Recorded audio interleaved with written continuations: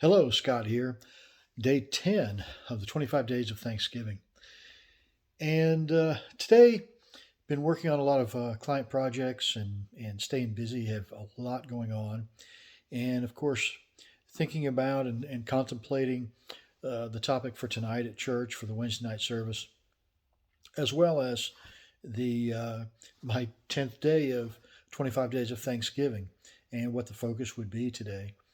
And I got to tell you, from uh, just a lot of things going on. There's been challenges lately, and everybody has challenges. Let me ask you this: if I say love, what is the first thing that comes to mind?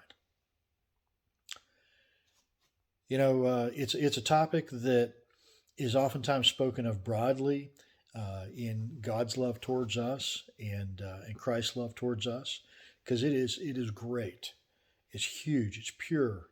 It's immeasurable. And but there's basically about four types of love in the Bible, and I suppose that's where this is going.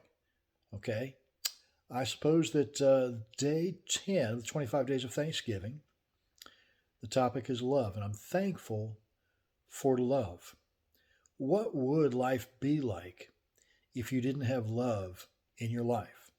Now, when I say that, you could go very broad with it and get way out of bounds. And but to start with, in your family, with your spouse, what would life be like if you didn't have someone in your life that loved you or that you loved? What would life be like? And then there's another type of love, and that is the family love, the love for your mom, the love for your dad, the love for your brother, your sister, your aunt, your uncle. It's probably better described as the blood.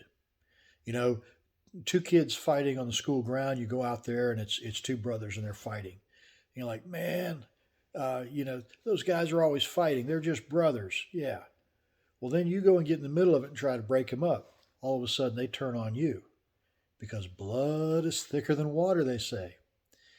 Even when family has disagreements, they're still family, and that it's hard to describe that type of a bond, that blood is thicker than water bond.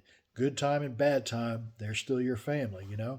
Um, you might fight with your sibling all the time, but when the going gets tough, who do you turn to? Your sibling. Who's going to be there with you? If somebody starts scrapping with you, it's your sibling's going to stand up. I hope. Anyway, so there's that family type of love. There's the physical love that you often have between a husband and a wife.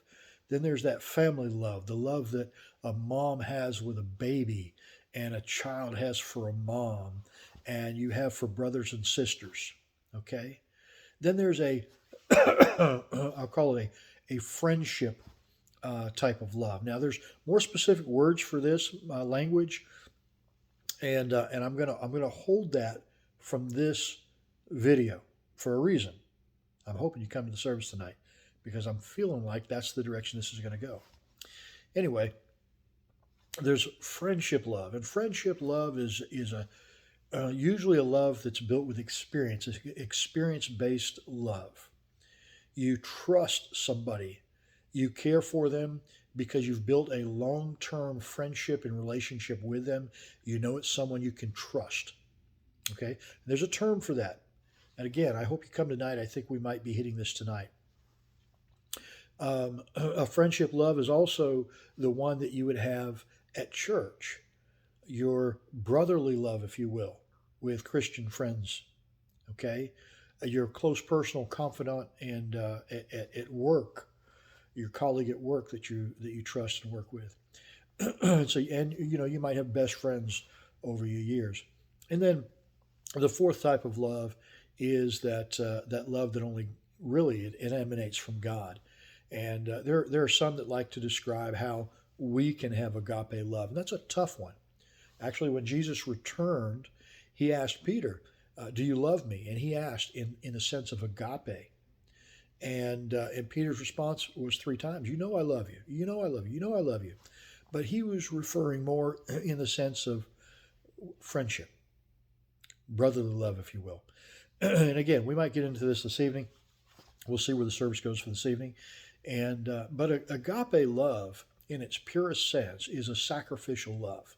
It's a love that is best known and best understood in its purest sense as from God or from Christ. In God, for God so loved the world that he gave his only begotten Son. How can you begin to measure or describe that love, that pureness, that wholesomeness, that without regard for us loving him, he loved us? That is an incredible love. And then that was expressed again and more personal, if you will, when Christ came, was born in the flesh, grew up, began teaching, preaching, healing, ministering, and then died on the cross, giving his life. So, what I'm putting out there today is, quite frankly, I'm thankful for love in every area. I'm thankful for the love that a husband has for a wife and a wife has for a husband.